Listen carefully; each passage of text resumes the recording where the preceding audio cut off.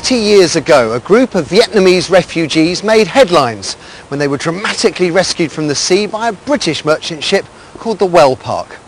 Over the years, these men, women and children, known as the Vietnamese boat people, have settled all over the world, with over 300 choosing to make their home right here in London.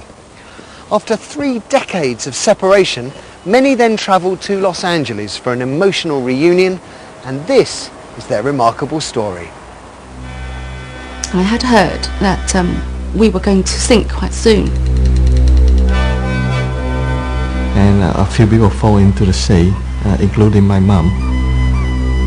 I think if the Wellpark not rescue us, 100% we are going to die. The 1st of October 1978, a day Dieppe, Paul and Huy will never forget. What unites them is memories of a dramatic rescue 30 years ago when they fled their home country, South Vietnam. Over 300 people were rescued on that fateful day, and in a week many of them will meet up for the first time at a reunion in California. Paul and Huy are going to be part of that. Really excited, I can't wait to meet up with all the people there, the crew, the family, all my friends. It's going to be an occasion where we all can get together and remind ourselves that, you know, how lucky we are to be here, really. It's been 30 years. I was 4 years old as well, so I don't remember much, but I just want to, personally thank, the crew. Lots of emotions there, lots of emotions. Their remarkable story began in Vietnam in 1975, at the end of the Vietnam War. Dieppe was living in Saigon and was only 8 at the time. I didn't quite understand all the politics behind it, but I certainly felt that life changed dramatically. There was a sense of fear that I definitely felt. Her family, like many thousands, felt that life was untenable under the new communist government and gave up their entire life savings to secure a place on one of the many boats headed for neighbouring safe countries. We were told that we were going on holiday, but I did think it was odd because it was September, so we'd only just started school again, and you didn't go on holiday in the middle of school.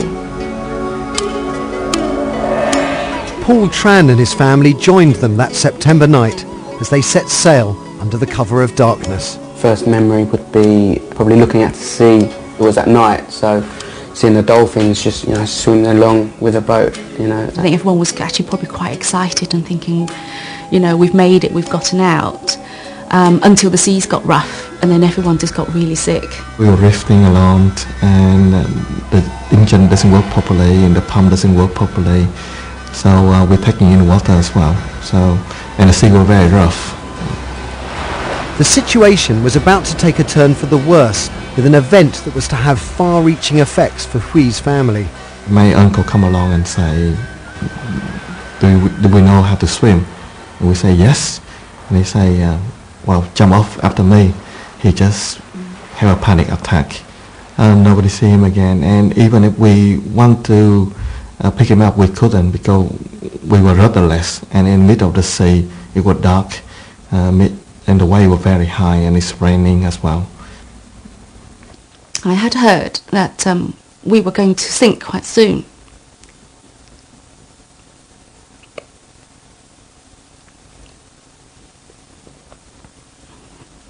We probably had a few hours.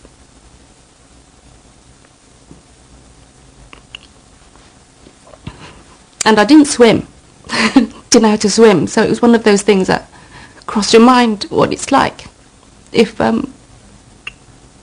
what happens if water goes over your head.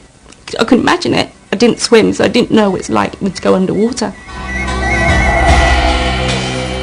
Desperate and fearful of drowning, they set off their last flare. And it was this ship, the Wellpark, that finally came to their rescue. It was very dangerous because the wave was very big, and a few people fall into the sea, including my mum. She's a non-swimmer, but luckily somebody grabbed her and pulled her up. We were caught up in nets. The babies were put up in nets. So when I was taken up, but because it was probably quite windy, my head got smacked against the Wellpark ship, and that woke me up. I think if the Wellpark not rescue us, 100% we are going to die. For 2 weeks, the refugees lived on the Wellpark whilst world governments decided their fate. For the children, it was one big adventure.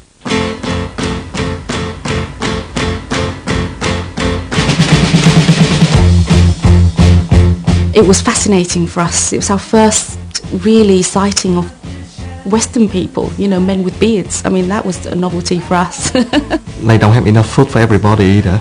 So I know the crew gave up a lot of their personal belonging and food for us. I think the discussion was, do they keep us somewhere within that vicinity in one of the refugee camps, or do they take us all to England?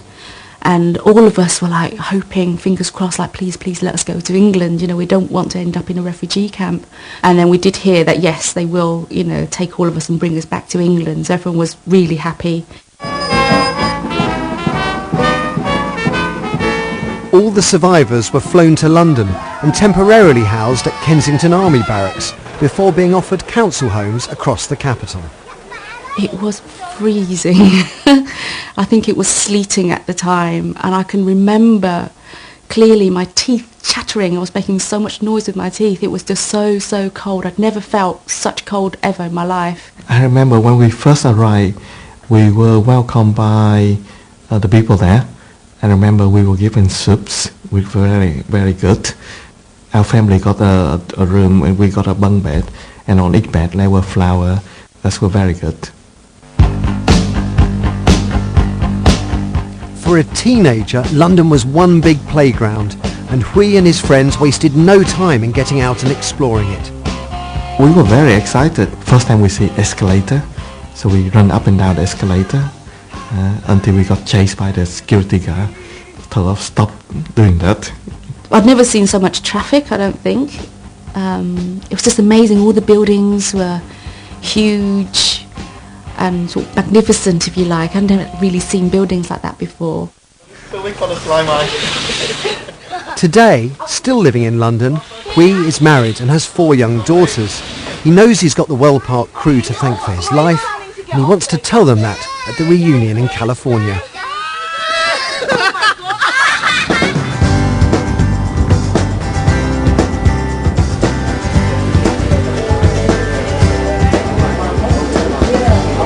My beautiful girl. Her husband was the one who spotted our sinking boat.